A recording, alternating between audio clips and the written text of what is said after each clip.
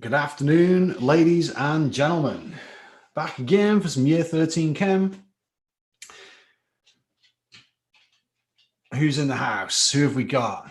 Ticked over from maybe the Year 12 one. We're going to be doing some questions today based on some electrochemistry. All right, Dex. Dex getting involved as well. Rakaya, Anna. Hey, we got Luke. How are we doing, Luke? Amira. Good to see you guys. You probably hear the dog yawning in the background. He's had a hard day, listening to me babble on about, what year 12s are going to do now and what year 13s are going to do now.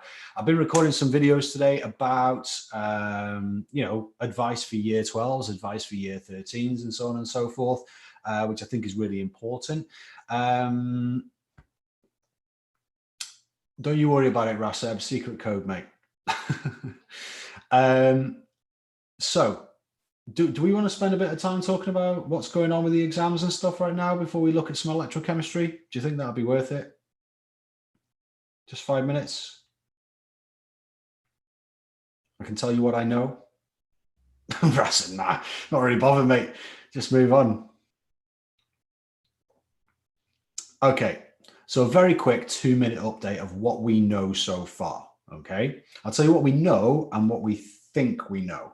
All right, so I'm going to make a very clear distinction between those two things. Number one, things that we know. What we do know is that, of course, your grades are going to be calculated somehow between the exam boards and and your school, your teachers. Okay, so that's what we do know. The other thing we do know is that whatever your teacher gives you right now to do in terms of grades and whatever you send to your teacher, the exam boards are saying to them, no, no. Or everything you've done already is going towards that grade, okay? And nothing that you're doing at home as far as the exam boards are concerned. That's the information they've given to your teachers. Whether your teachers listen to that or not, I don't know, but that's what they're saying. The other thing is that UCAS, okay, some people have had unconditional offers from different universities. That's universities basically saying, oh, we'll get our students in now because this is all a bit of a mess. And yeah, we need bums on seats because we need to pay the bills. They're trying to get students in. They're trying to get the students they really want. So I think if you've had an unconditional offer, it means that the uni's kind of pegged you as someone they really want anyway. So that's really useful. The other thing we know about that is the government went, no, you can't do that because that's not really fair. All right. So basically, they're putting students in an impossible position by offering them unconditional places. And students are really panicking about it, wondering what to do. So what the government have done is said, right, no more unconditional offers. And they've also said, we're going to put a cap on the number of university places that you can offer. Okay, so that's the way it used to be. They got rid of the cap ages ago, but they're having to put that on there now because this is obviously an unprecedented situation. So they are putting a cap on to make sure universities don't go out like, supermarket sweep, just grabbing students off the shelves and just like, yeah, just getting my trolley really quick and panic buying students. That's basically what they were doing, is panic buying students. So, they've been told, no, that's not fair. You can't do that. Okay. So, they basically just got told off. A press release, okay, has basically stated from Cambridge board. Now, I know not many of you are Cambridge. You're all like, well, OCR is technically Cambridge, but what they've said is that they will ask the schools and colleges for evidence. Okay, they'll ask them for some sort of evidence. They'll ask them to put some sort of information together for you. So your teachers will be putting all the information together for you, but it will be the exam board, Cambridge themselves, that put that letter on the piece of paper. They will give you that grade. So if your teacher puts you down for a particular grade, it could get changed. The final say is with the exam boards, okay? Now, that makes sense considering they're taking into account lots of different things, like the previous attainment of that school or college. If it's a really bad school or college and all they get is like C's to use every year in chemistry, right? And they predicted all their students that, they've said, all these students are going to get A's this year. The exam board is going to be like, hang on a minute, you haven't had an A grade for the last 3 years. So, it really does depend on the previous kind of words gone, the previous attainment of your school and college as well. Okay. So yeah, every cohort is different. That is stupid, which is why they're not just looking at last year, they're looking at the year before and the year before that and the year before that. So they'll look at the spread of grades over the last few years. I think, okay, this is what I think they'll do, okay, because they've got to take into account the institution's previous attainment. Okay, so it doesn't vary drastically, no. And why it doesn't vary drastically is because, you know what, you might have a school or college that's got an amazing set of chemistry teachers, and people always thrive in that environment and they get really good grades every year because they've got really good teachers. If you're in an institution that has got really poor teachers and the grades are really poor every year, then you take that into account. So it's got to make sense, you know, and I think, you know, that's why I think this is really going to highlight how good schools and colleges are, and you know the limitations that students have based on the quality of teaching that they have. You know, regardless, you know, it's difficult. You could be an amazing student, put so much, loads and loads of work in, and you know, if you go into quite a poor performing college or something, then this might go against you. So you know, we just don't know. We just don't know. They're looking at lots and lots of data, okay? So I think we're just going to have to wait and see. Hopefully there's going to be another announcement soon as to exactly how they're going to calculate that grade. We've got an idea of how we think they're going to do that. We can't speculate on that, okay? I think it'd be a waste of time, but I think we're ahead of the game. I think, you know, we're all experienced here at TT. We put our heads together. We think we know how they're going to be doing that. So hopefully, as soon as there's an announcement, we'll talk about it, okay? But until then, it's not worth speculating. It really isn't, okay? Announcement just came. So what announcement are we talking about then, T-Boy? What was the announcement? You got to stay positive. You got to stay positive. I mean, you know, you can still influence it. If you're not happy with the calculated grade, there is an appeals process, of course. But you know, it's hard to enjoy and work at the same. I'd rather do one of the. Yeah, that's it. It's you know, you just got to roll with the punches right now, guys. It's really, really difficult. I completely understand. You know, we're all in limbo right now, us included. You know, we're always priding ourselves like, you know, we're exams based, we're exams focused, and all of a sudden it's like, oh, there's no exams. So it's like, yeah. T-Boy, you go and check that, mate. You know, you're dropping, you know, you're kind of rocking the boat there and saying there's an announcement, but you don't know what it is. Go and check it out and come back and let us know, okay? So, done. Let's have a look at some questions. So we talked about electrode potentials yesterday. We talked about like the standard hydrogen electrode, the standard conditions, how we actually come up with the E0 values, what we do to calculate EMF, and so on and so forth. So, you know, we talked about a fair bit yesterday. So let's see if we can put this into context, ladies and gentlemen. So as best we can, I want you to put the answers in the chat for me as we go through these questions. Now, I've got some from different exam boards. Again, like most calculation-based stuff, it doesn't matter what exam board it is, really, to a large extent. It's the supplementary questions that are different between exam boards in terms of what they want you to know. But the calculations, if it's got numbers in it, you're laughing, okay? So let's share this screen. I'm hoping tomorrow, guys, we're going to have another big announcement for you. Hopefully, we're waiting on some information. And yeah, hopefully, oops, that's all my answers lined up. No, we don't want that. Share. iPhone, iPad by cable. Okay. So what are we saying? If I'm happy with the grade,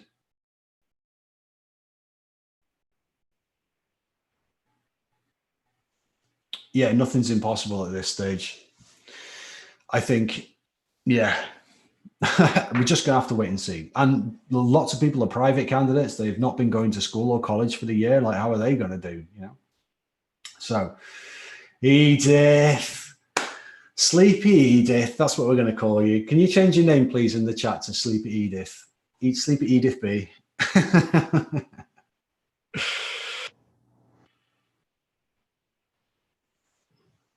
You haven't missed anything. Literally just been talking about what might be happening with grades and stuff like that. Again, pure speculation. Right.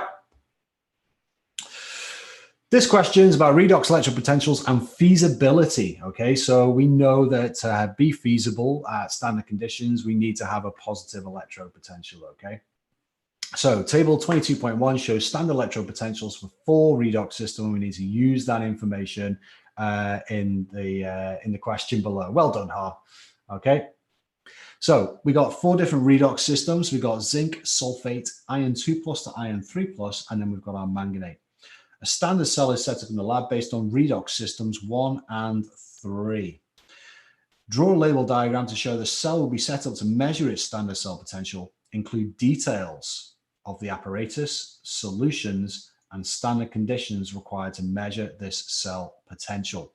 So this is quite nice for 4 marks. So of course, what we've got to do here is draw a full cell. And it's all the information that we talked about yesterday needs to be in here, okay? So I draw my 2 cells like that. Now, we've got 1 and 3. So let's say this one on the left is zinc. This one on the right is our Fe half cell, okay? So talk me through it, guys. Good. First thing is zinc on the left. Why have I put it on the left? And a couple of you have already said that zinc is oxidized. It is the strongest reducing agents, okay? Because what we've got here, if we apply our anti-clockwise rule, this is happening. Anti-clockwise, like so. So zinc is getting turned into Zn2+, Fe3+ is getting reduced to Fe2+. Lone, absolutely, okay? So this is the cell that's being oxidized, okay? Oxidation is happening here. So of course, what we want is this, okay? So we got to label it. That's solid zinc. What's in here, guys?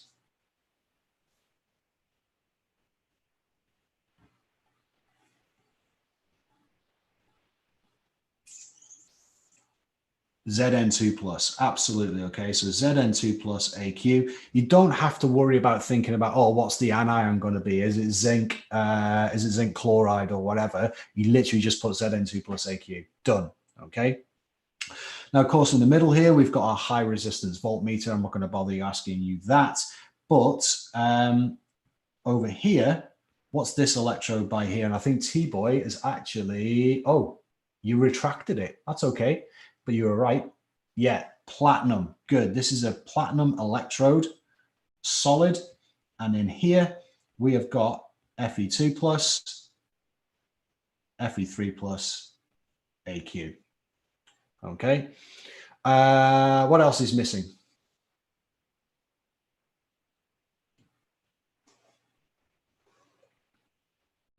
Standard conditions, yeah, let's do that while I'm waiting for your answers to the other ones. So we need 1 mole per decimeter cubed solutions, 298 Kelvin, perfect. And yes, the salt bridge is what was missing. Okay, so I'm just going to do it like that.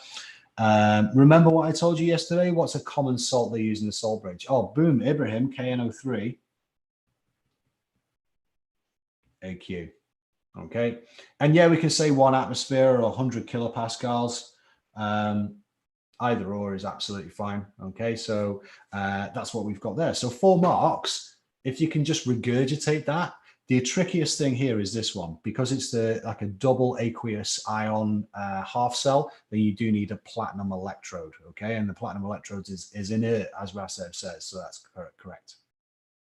Predict the standard cell potential of this cell. Somebody's already doing it. Oh, Yaz, I saw it before you got rid of it. I saw it before you got rid of it. Put it in again. So we've got plus 0.77 and minus 0.76. So I always think most positive minus most negative. Okay, so we've got plus 0.77 minus 0.76. Yaz is back with a big plus 1.53 volts. Okay, so this is real bread and butter electrochemistry questions. Okay. Edith, is it always KNO3? A lot of the time. If they're ever asked, I doubt they'll ever ask you. And you wouldn't necessarily have to label that here. You just label it the salt bridge. But FYI, you know, I would say that KNO3 is a very safe bet. Very good advice from Ibrahim there. Okay. Now, over the page. What's the strongest reducing agent and the strongest oxidizing agent in table 22.1? So let's have a look at this then. So strongest oxidizing agent first, please, ladies and gentlemen. Put it in the chat for me. Strongest oxidizing agent in there is what?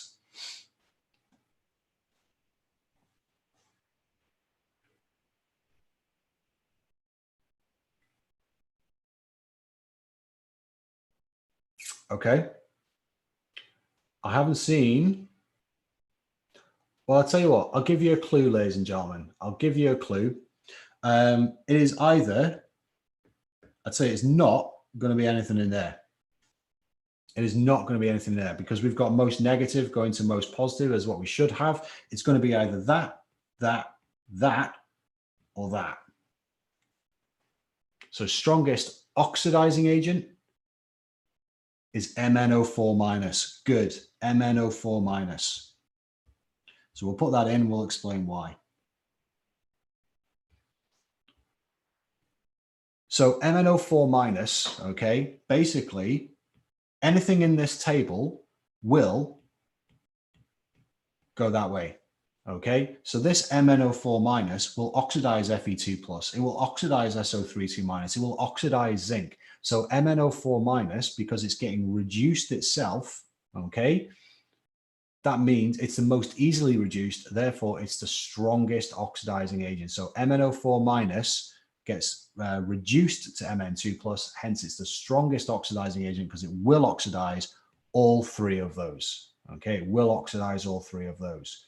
So by that logic, what is the strongest reducing agent in here, please, guys?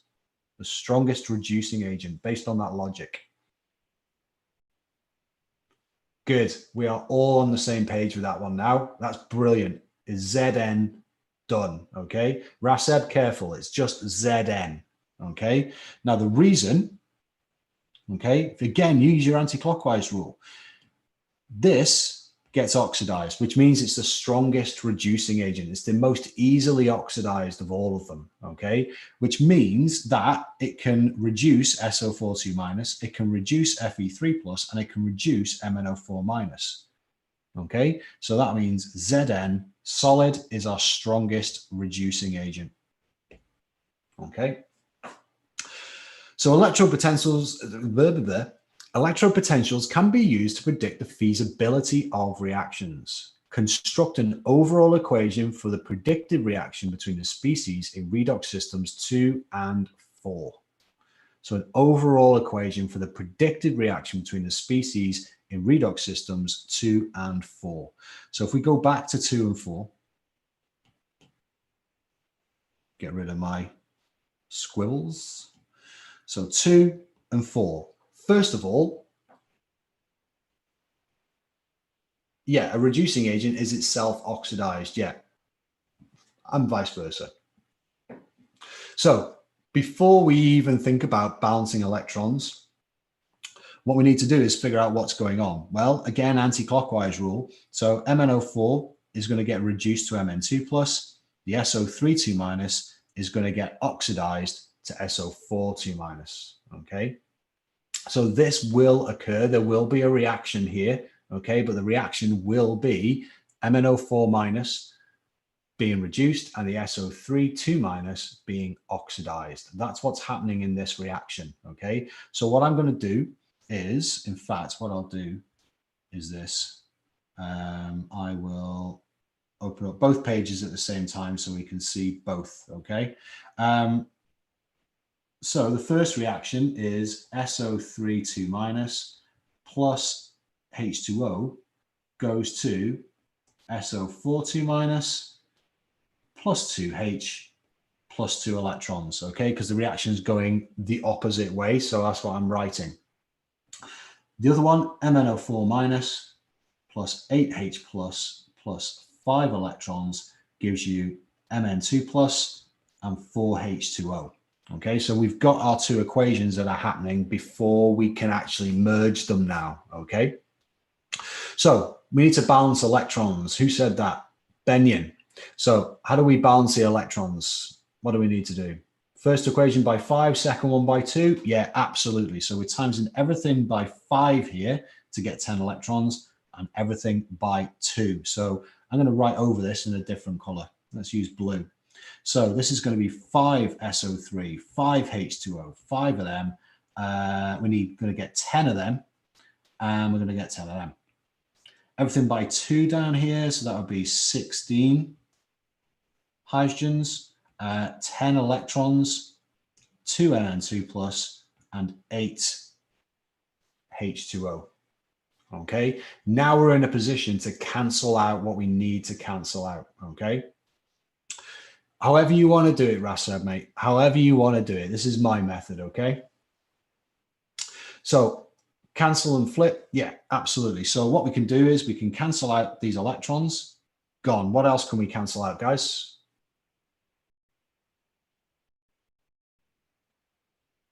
There's other stuff we can cancel in here. Yeah, water, absolutely. All 5 of those are going to go, and that's going to leave us with 3 H2O over there because, you know, we've taken 5 of the 8 away. H plus as well. So there's 16 and 10. So those 10 can go, leaving us with 6 H plus there. Boom, done. So all we need to do is write out our overall equation. So 5 SO3 2 minus plus 2 MnO4 minus plus 6H plus gives us 5 SO4 2 minus plus 2 Mn2 plus and 3H2O. Okay. But, oh, look at you guys. You already typed those out. Well done, though. Yeah, absolutely. Okay. So this is a classic. They love asking you to kind of merge these half equations together. I'll tell you what, I mean, it's not a difficult skill to learn. I think it's one of those things in chemistry that it's actually quite easy to do, but it's really easy to make a mistake at the same time. Okay. You know, your FFS journal will be like going crazy with things like this. Okay. In chemistry, because very, very often, and you know what? Raise a hand, please, ladies and gentlemen, if it's happened to you. You've done all the hard work in a long calculation or something like that, or even combining these big half equations. And where you've lost marks is something really simple, like, oh, I just got the MR of sodium chloride wrong, or like I forgot to cancel my waters or something like that. It's so true. All right. And it's like maths in that respect. Okay. I hear Ronnie talking all the time about, okay, doing the maths is not so difficult. It's minimizing your mistakes that are difficult. Okay. So, you know, amen to ridiculous mistakes that we make in chemistry papers. And those of you that are in the exam guide, that are subscribed in the exam guide, you've probably seen me do it, okay? And you've commented underneath, some people saying like, oh, you know, it's like, oh, I think you'll find, Rich, that you didn't actually multiply that by 10. You should have multiplied that by 10. Well, in the mark scheme video, you'll probably hear me effing and jeffing going, oh my God, I can't believe I didn't multiply that by 10. So it happens, okay? It happens, and you've just got to be wary of it, okay? You lost 12 marks because your hydrogens look like N's. Oh, my days. If the oxidation half equation, not reduction, so you flip it, as all reactions are written the conventional way. Yeah, that's it. The oxidation half equation, you flip. Yeah, that's another way of thinking about it. So you flip it around like I did. So the SO3 is on the left-hand side. Yeah, that's it. It was one of those where to draw out the products. Yeah, you got to be careful. You got to be really clear when you're drawing your display formula and stuff like that. Okay. So, for somebody outside. Okay. Next one. Which one are we going to do? Let's do this one. We'll do this together. Do it together. Right. Okay. So, bigger table now, guys. Okay. Yeah, pencil is not a bad shout, to be honest with you. Fuel cells are increasingly important energy source for vehicles. Standard electrode potentials used in understanding some familiar chemical reactions. Table 1 contains some standard electrode potential data. Again, they've gone from most positive to most negative, which is really, really handy and exactly what we need. So there's loads of different ones in there. We're not going to look at them. Salt bridge was used in a cell to measure electrode potential. Explain the function of the salt bridge. This word here, okay? So your first mark is going to be for saying what? Completes the circuit. Boom. Yas, and it allows ions to move So completes the circuit is 1 mark.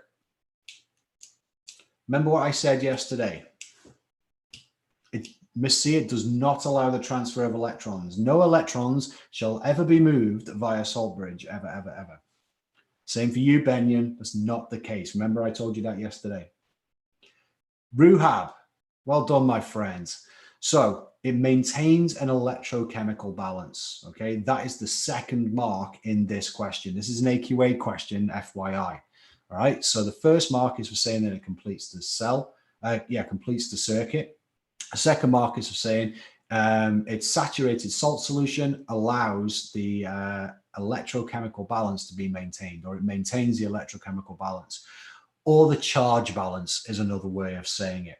Okay, so that's it. Maintains the electrochemical balance or maintains the charge balance between the two cells. That's what it does. Okay, so just make a mental note of that one, write it down, whatever you need to do. This is an AQA question, by the way.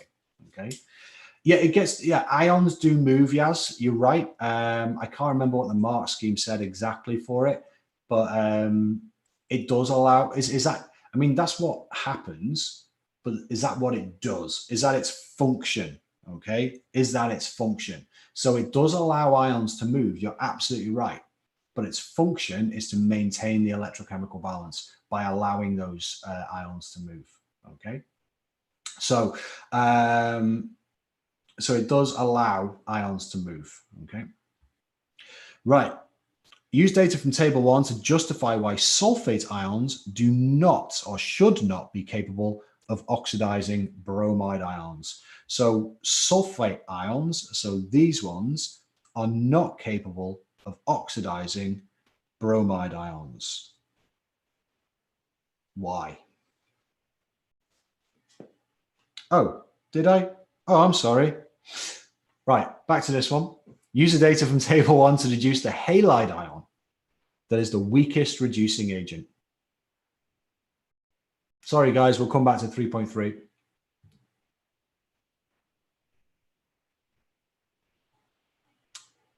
Careful, Miss C. Halide ion. Oh, yeah, you can't see the table. I'm used to live classes where you've all got the PDF.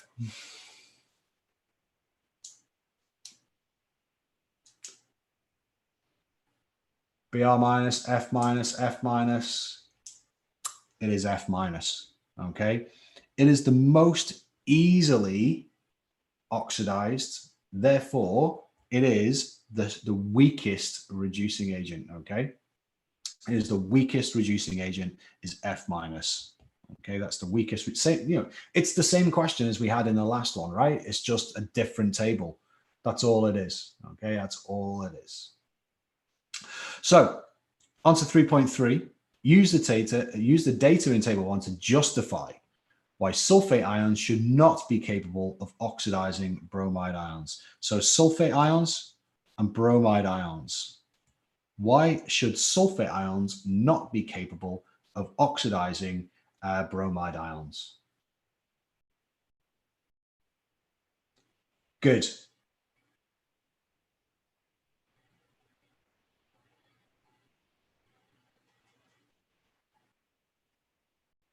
Yeah, absolutely. It kind of gets oxidized itself. Look at the values here. The most positive ones on top. So if you put those two half cells together, actually what's going to happen is this. Okay, the opposite. But the answer they're looking for is, it says, use the data from table 1. Okay, use the data from table 1 to justify why sulfate ions should not be capable of oxidizing bromide ions. So what we write here is that the SO4 2 minus half cell, okay, which is plus 0.17, is more positive, or sorry, more negative, do apologize, than the Br minus half cell, which is plus 1.07. Okay, good. So that's what they're after here. Okay, why would that not oxidize that? Well, because this is more negative than that. And the clue in the question is use data. okay? And that's what they're after, okay? So this one is more negative or less positive, okay? So I would say, yeah, I tend to always stick to more positive or, you know, less positive or whatever, okay?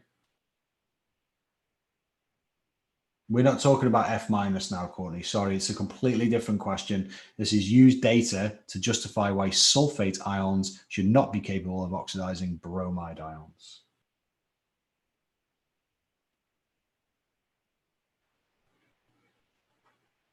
You're all right there, Courtney. You caught up with us, matey.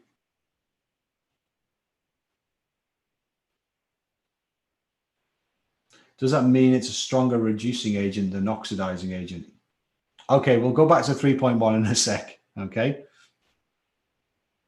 So yeah, that's what we need to say, all right? It's because if it was the other way around, like I said, if you actually had that one on top, the opposite reaction would happen, okay?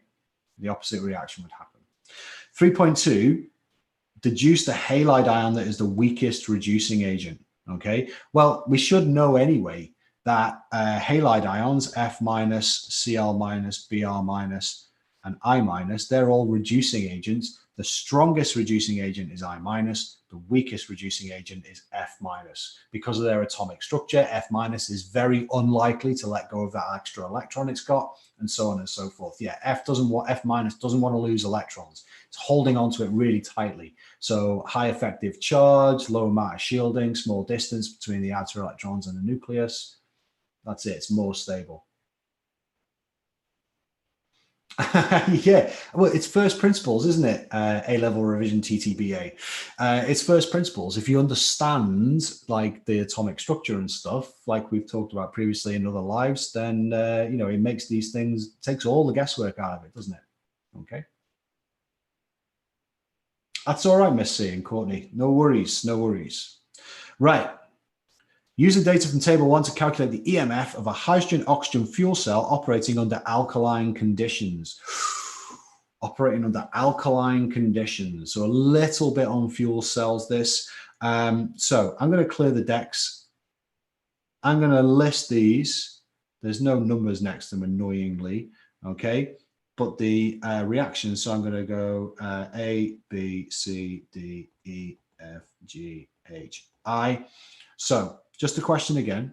Use data from table 1 to calculate the EMF of a hydrogen-oxygen fuel cell operating under alkaline conditions. Now, first of all, I want you to give me 2 letters, please, ladies and gentlemen. The 2 letters of the half equations that we are using to calculate this. So what 2 would we use?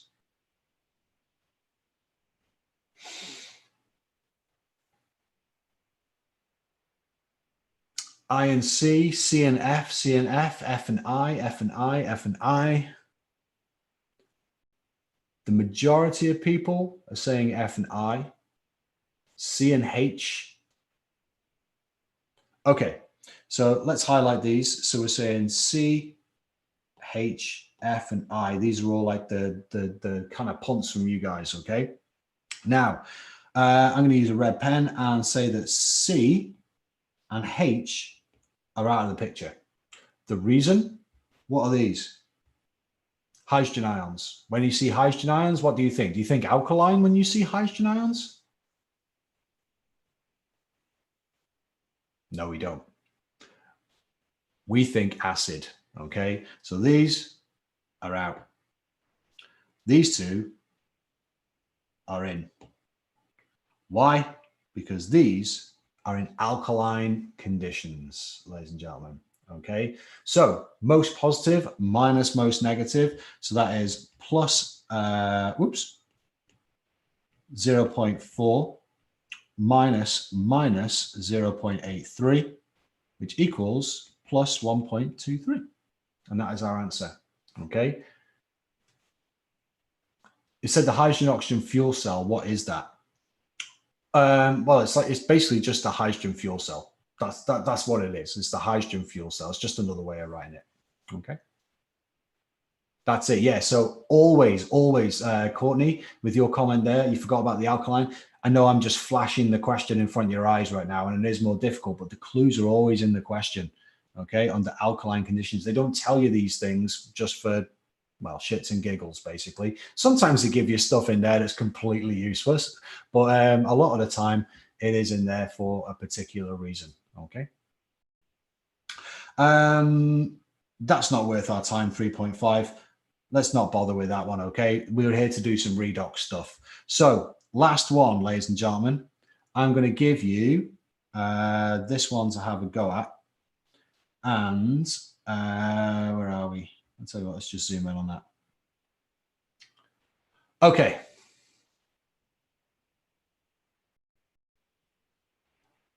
Okay, thank you, Ibrahim. Yeah, that is more energy is used from combustion of hydrogen. Okay. So this isn't necessarily an electrochemistry question, but it is a redox question. And it is a bit of a crazy one. This is an Edexcel question. And I've seen similar ones in OCR and AQA. Oh, no, definitely AQA, maybe OCR, I can't remember. Under certain conditions, dichromate ions can oxidize manganate ions. In this reaction, dichromate 6 ions are reduced to chromium 3 in acidic conditions according to the half equation. In an experiment, it's found that 20 centimeter cubed or 0.1 molar potassium dichromate was required to oxidize 30 centimeter cubed or 0.2 molar manganese 2 sulfate. Use the data to calculate the final oxidation state of the manganese. So the Mn2 plus is being oxidized. So you know it's more than 2, right? So you know the answer is more than 2. But what I want you guys to do for those 5 marks in the next 5 minutes is to find out what the final oxidation state of manganese is, please, guys. So I'll leave that there for you and leave you get on with it.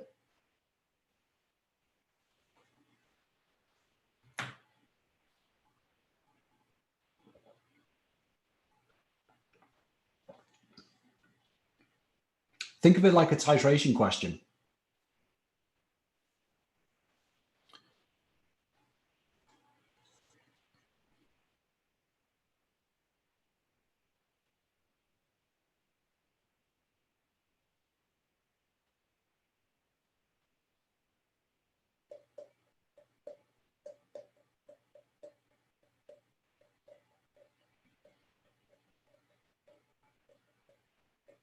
You don't need 2 equations. You only need 1. Start by working out, if you're ever you're lost, start by working out the number of moles of each of those things first, in terms of stoichiometry.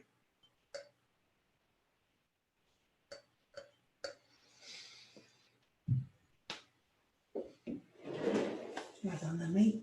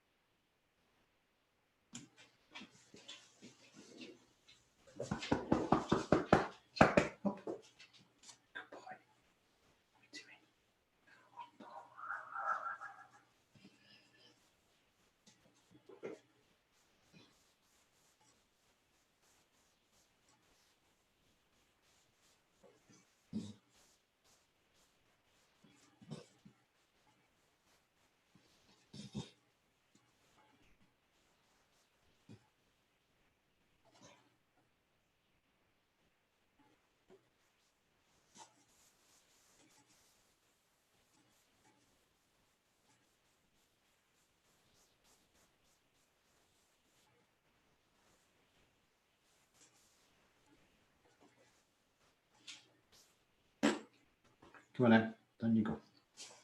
Good lad. To bed.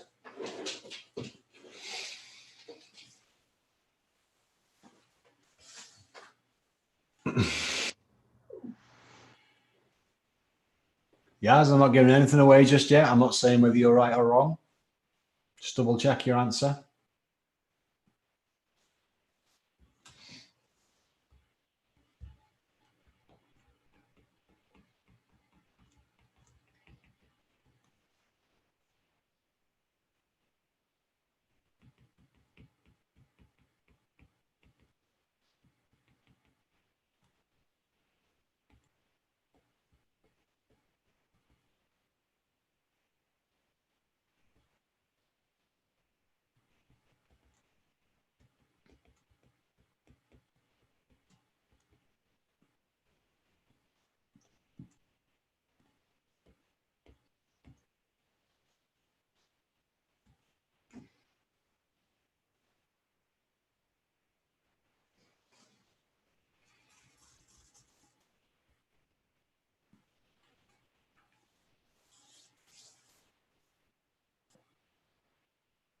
Edexcel, Nima.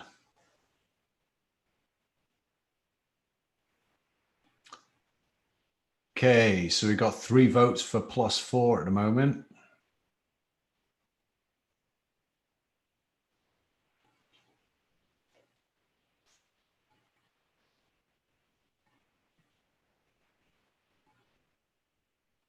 I'm going to give you another minute and we'll go through it, okay?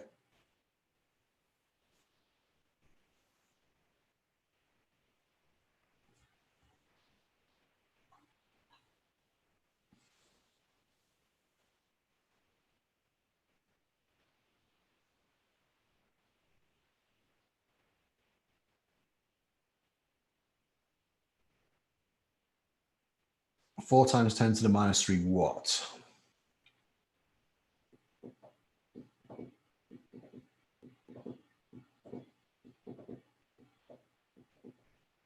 Or just, okay, but it's asking for the oxidation state of manganese, and I don't think that features anywhere.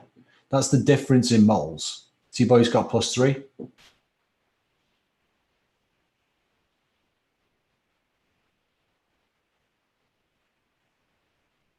Rehab's got +3. Okay, guys, shall I put you out of your misery? Shall I walk you through this? This is a question that relies on, okay, so we've got a range there. We've got +3, +4, and +5. So this relies on you understanding that a change in oxidation state of 1 means literally the gain or loss of 1 electron. Okay, so if it goes from +2 to +3, it's gained 1 electron. If it goes from +2 to +4, it's gained 2 electrons. Like literally you need to think in terms of electrons here, okay?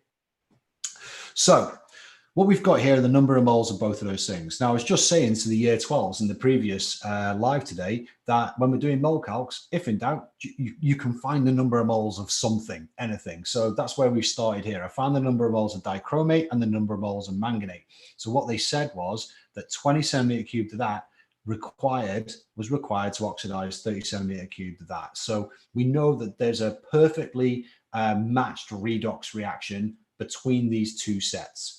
So what we can say is that 2 times 10 to the minus 3 moles of dichromate was required to oxidize 6 times 10 to the minus 3 moles of manganate. What's the stoichiometry? Okay, you got 0, right? Just 0, nothing. Like there's the answers, nothing. So if it's to +2 to +4, it's been oxidized. Oh yeah, sorry, lost 2 electrons. You know what I mean. You know what I mean. Okay, 1 to 3, good. That's the stoichiometry. So that is the relationship here between those two. Okay, so the Cr2O72 minus to Mn2 plus, that is a 1 to 3 ratio. Okay, or stoichiometric relationship, if you like. Okay, so in the equation, 1 mole of dichromate gains 6 moles of electrons. So 1 mole of Cr2O72 minus gains 6 electrons. Okay, so it's, well, 1 molecule gains 6 electrons. Okay, think of it like that. Okay, so what we need to think about it here is then if 1 mole of Cr2O72 minus gains 6 electrons, well, because it's a match, because you know it's a perfect redox match, so therefore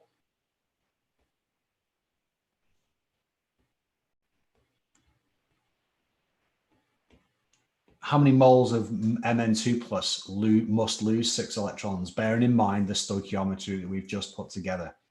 So in the equation, 1 mole of Cr2O72 minus gains 6 electrons. Good, Katie, bang on. Edith as well. So 3 moles of Mn, don't know who that is, 3 moles of Mn must lose 6 electrons, okay?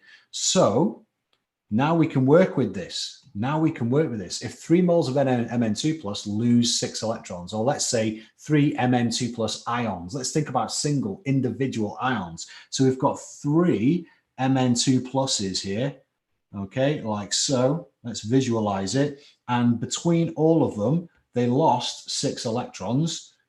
How many is that per Mn2 plus ion? Each one loses 2 electrons. So what we know is now that in this reaction, Mn2 plus is losing 2 electrons. So it goes from a +2 oxidation state to a... the delay's killing me.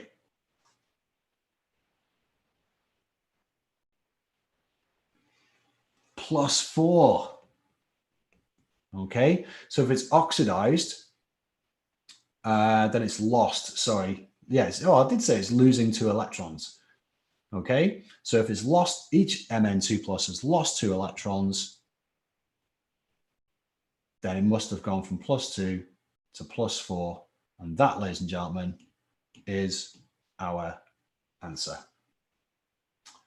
Okay, so it's about relationships. This is a question about stoichiometry, if nothing else. Okay, so you were close. To be fair, if you said +3 or +5, then you were 1 out, but you can see how we get there, right? Ras said, what part don't you get, buddy? So if it starts as +2 and it loses 2 electrons, it's been oxidized. If it's literally lost 2 electrons, its oxidation state goes up by 2. So that's what I was saying before. If you lose 1 electron, it goes up by 1. If you gain 1 electron, it goes down by 1. Yeah, that's it. That's the thing. A lot of students kind of overlook that. They think gaining and losing electrons on one thing and redox numbers or oxidation states on another, and they don't join the two up. And it's really important that you do. It's really, really important that you do. Okay. Boom. Oh, I'm so pleased. So pleased. Okay.